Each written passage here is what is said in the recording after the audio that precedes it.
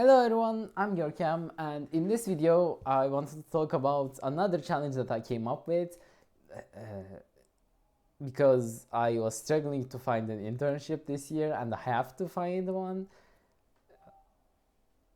And the challenge is applying to one internship opportunity every day.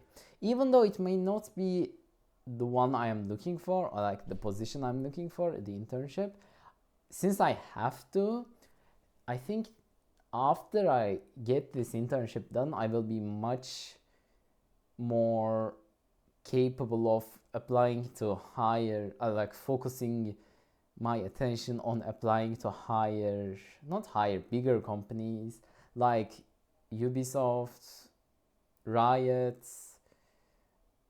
maybe even MiHoYo. I don't know if you heard of them, but I played quite a bit of their games.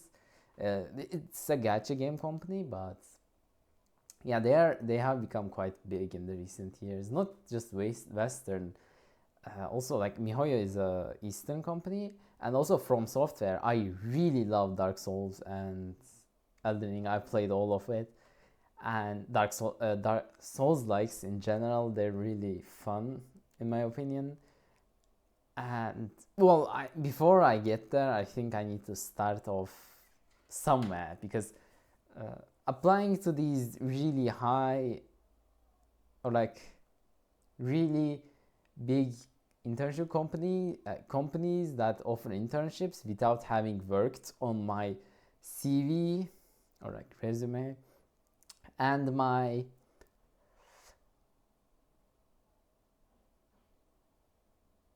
actually it's pretty much just CV. Yeah, portfolio also, but I guess I could use a portfolio if I had any good or like any properly finished project that I could share.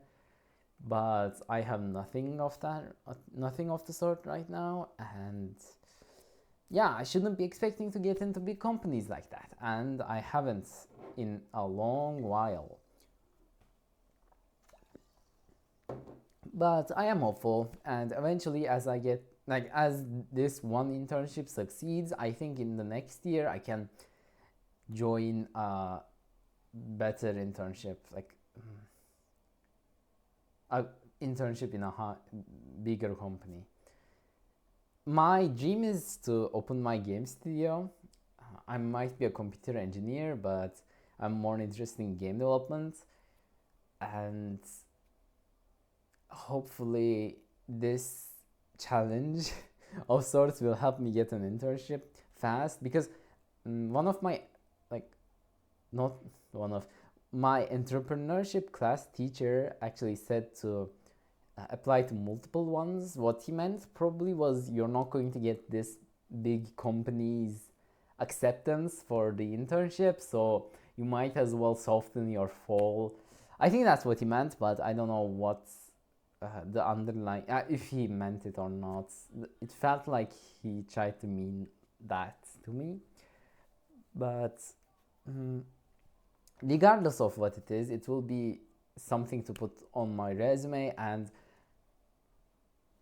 it will give me a lot of insights about the industry, of course, because I have never worked in a professional environment before, and if I can get into the industry through game development, then I think I have a pretty good chance at landing a job there and get by or like learn a lot and build connections until I can open up my studio. And yeah, I don't know how long that will take me, but I will try to make it as soon as possible.